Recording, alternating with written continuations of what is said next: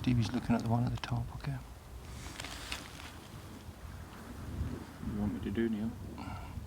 Can you take it in the base of the neck? Welcome, Ted. Welcome, Finn. How are you doing? Yeah, I'm good, thank you. Good to be here. Yeah, Good, great. good. Thanks so much for having us. Good. Well, thank you very much. We've just seen a clip there at the beginning of the film with the gunshot, which is it's almost like a sort of starter's pistol for the arguments and discussions that come after that. You've got a great range of people and perspectives. So, if I can start with that, can you sort of tell us how that came about and how you managed to get access to all those people? Yeah, I guess so. I think we were kind of picked up on this just before we started recording, but the interest in the film kind of came from me getting a sort of starting to explore the topic of wolf reintroduction, and I was looking for a topic for a short film back in sort of early 2019, late 2018, and had read a little bit about wolf reintroduction and sort of thought I understood the topic fairly well. And I headed up to Scotland for a recce to just basically talk to a few different people on the ground. And I think it was when I arrived there that you start to ping pong between different people telling you who you should speak to across the Highlands. And I came back with a lot more questions than answers about rewilding, about deer, about wolf reintroduction, about these topics that I hadn't really considered to have much more resonance and impact and kind of probably controversy than I initially thought. So then I think a few months later, I still hadn't really worked out how this would make a film, even though I knew that the story was really palpable. And then I basically sat down with Finn and we worked out how we could turn these fiery debates and these questions into something that people could digest and get a much broader understanding of the topic as a whole. Yeah, and I think that first scene really kind of sets the precedent. And I know that a lot of the stuff that we talk about in the film and the themes that are touched on are quite complex and they're quite heavy, and you really need to kind of get into them and understand them before it starts to become really fascinating. You see what's going on. So I think that kind of scene at the beginning where we're on the stalk, it's a great way to hook people in and get people interested, because it shows you some of the actual action that's going on there. And from there, I like to think most viewers are kind of ready to go and they're strapped in, ready to kind of hear the arguments from that point. So it's a super powerful scene. And I'm glad we had it in there. And I'm glad it's the length it is. We had hours of discussion about whether it should be super short and just get into it, or whether it should be long and lingering. And I think the time frame that we settled on there, the amount of time that you are in there with the stalkers, is perfect. But then I'm biased. I'm totally biased. It's a really tense few minutes. I think that was always the way that we wanted to start the film. For me, it was like the idea that actually a lot of people watching this, I think, will have had probably no understanding of a deer cull that even existing in the UK. And we just wanted to take that time to bring people into a world that they probably never had a privilege or an insight into. So that's kind of 3 minutes, no soundtrack, barely any dialogue, is like to bring people straight into the world of the Scottish Highlands and into the realities of land management in Scotland. And then, like you say, the gun goes off and we kind of go from there. Yeah, and I think I'm not going to talk about the final scene, but it does go full circle, doesn't it? And you actually end up where you started, but with a different character, which I thought was really impressive. But listen, I mean, I'm actually quite surprised to hear that you went looking for a film about wolves and came back with a film about deer. But it does explain why you covered these broad subjects. So it sounds like there wasn't a plan, but you figured it out in the end. Yeah, I think so. There wasn't an inkling at first that this kind of story would take on that much breadth. I didn't understand that there was a controversy until I kind of started talking to people. And I think sort of rewilding in general had like a really good punch through impact to talk to people about the themes that it does. And actually kind of it took that time up in Scotland talking to people who live there and understanding the sort of the other sides of these arguments that made me realize there was much more story there. But I think, Finn, from my perspective, we've always wanted to use deer as a vehicle, basically, to discuss these things. It was just sort of, it's a kind of way to get into these topics without kind of, it's just basically sidelining into all of these different discussions, which is kind of what happens when you talk to people about deer.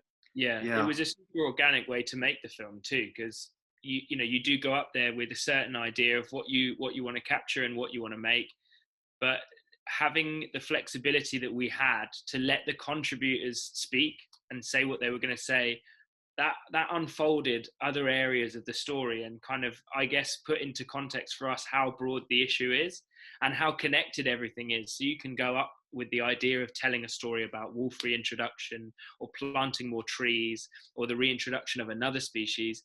But what you quickly realize, if you really take the time to get into it, is that everything is connected. So you can't tell that story without telling this story here as well. And that was a fantastic thing for us. And luckily, we both had the realization at the very beginning that if we didn't let this kind of flow and take the path of least resistance and see where it took us, then we weren't really telling the full story. But luckily we got there.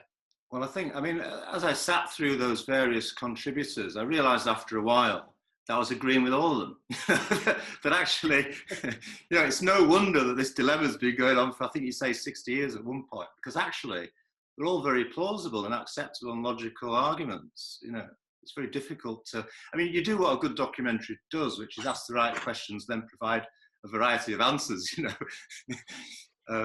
Did you find yourselves coming down on any particular side of the argument? Let's say with the wolf reintroduction, that's where you started. How do you feel about that personally? You can go there, Ted. Yeah. I think what's been really interesting with the response to the film is a lot of people have kind of come away just really thoughtfully. And I think maybe some of the criticism has been like that we didn't kind of give more answers and more solutions, but I really wanted it to be like that, because that's kind of how I felt after getting a wider understanding of the topic. And wolf introduction has been pitched sometimes potentially too simplistically as this idea that you kind of, it's this one size fits all solution, that actually, there's all these other factors to consider. And I still don't know whether it's right or wrong. And I think there's definitely compelling arguments from both sides. But what I found just thinking about it was that I don't know the answer. And I think it's really important to think about the different questions. And that's basically where the idea for the film came, is that I want other people to have had that experience as well, and just have I think regardless of whether you settle on an answer, asking those questions gives you a much broader understanding of how we interact with our wild environments in the UK. And that's a question that people need to ponder. Yeah. When you say, sorry, Finn, were you about to chuck something in there? Sorry. No, you go ahead. Well, you mentioned, you brought up the W word, wild. And there's a bit in the film where Kathy Main is standing on Rannoch Moor, which is a place I've visited many times on my way through to Glencoe. And I think subconsciously always known that it's not wilderness, but I've convinced myself that it is wilderness, and that most of Scotland is like that, and you are in the wild. And she makes that point, and I thought that was a real eye-opener to me. I don't know. Do you feel that when you go to these places that you're actually not in wilderness, or? No, this was a thing that came up a lot when we would have, sort of debriefs, I guess, after interviewing and spending a few days with these people, like the subject of wilderness. And I guess in its very essence, it's the absence of human beings for me is true wilderness. So nothing that we could ever really get to or spend time in that easily could be really classed as wilderness. But at the same time, how wild does a place have to be for it to be acceptable for us, right? If you're standing on Rannoch Moor and you're having a hike up a few hills and you're doing a few Munros and you feel like you're in nature and you're connected to it, that's good enough? Surely that's got to be good enough, right? What's the benchmark of wilderness, and how acceptable is it what we have now versus what we could have in the future versus having nothing at all. You know, it's a real question of our personal tolerances. I would have to agree with you. If I'm on Rannoch Moor and I'm spending a day out there, you know, you could say you're spending a day out in the wild. I'm not hunting and living in a in a snow cave that I've created out of necessity, but I don't want that. That for me isn't something that I would look for. But is it enough what we have now? That was the question that kept kind of bouncing between us, and it's a really, really tricky one to answer. But I think it's a personal feeling and a personal preference. Yes, and perhaps it's just relative to where we normally are. I mean, it is wilderness compared to where I normally am. So. Well, exactly. Yeah. And I think, yeah. No, go on, Ted. Sorry. I feel like this is a question that we've been. Go for it. It could really occupy probably the rest of our careers if we're not careful. It's a funny one. I think there's a way that wilderness has been sold in the UK. I think in the way that kind of Scotland is sold as this pristine wilderness, which I think, works well. And I think it's almost used as a byword for nature and exposing people to sort of the natural environment, which I think is really important and gives people a much greater understanding of the natural environment and also then why we need to protect it. But I think using the W word, it is dangerous because, like we said, kind of wilderness throughout history generally has been defined as the absence of humans, like an inhospitable place, like a place where you can't really, it's difficult to survive. And kind of using that too liberally in the Highlands has the danger of kind of erasing the people that live there as well. And kind of, driving up Glencoe and Rannoch Moor is one of the most beautiful places in the UK. It's a stunning vista that will always make me kind of stop and think when I drive through it. But to call it wilderness takes away the stories of the people that live and have lived on that landscape for hundreds of years. And I think that's important to remember too. Yeah, absolutely. Well, I mean, the stag, the deer, and you talked about the brand of Scotland or how it's marketed, and the stag has been part of that Scottish, since it first went on a whiskey bottle, It's really, you wonder if anything else had taken, if wolves had been the thing, we'd have a completely different landscape now, wouldn't we? We wouldn't be keeping wolves like that. But, the other thing I wanted to talk about was how good the film looks. Some of those drone shots, Ardnamurchan and Glen Feshie and so on, it looks absolutely stunning. Were there any sort of, apart from waiting for good weather, were there any, technical challenges? And can you tell us a bit about the colouring of the film and how you go about that? Because it is just as Ardnamurchan looks to me. That's how it looks, incredibly golden. Yeah, well, I think, actually, we didn't really wait for good weather a lot of the time. We filmed the whole film within the winter season of kind of 2019, 2020, sort of finishing filming in early March this year, just before the pandemic hit. Yeah. So, weather windows were pretty marginal. There were some shoots where we had 4 or 5 hours of daylight. So I think it actually, we were up against it in that frame. But I think what we wanted to do was capture the sort of the beauty of the landscapes on a landscape scale, which was another way to kind of invite people into this film and make people connect with the landscapes that they're kind of hearing the stories of. So yeah, we kind of we set up pretty early. We wanted the film to be as visually quality as we could, which I think we achieved in some areas probably more so than others. I don't know, what do you think about that, Finn?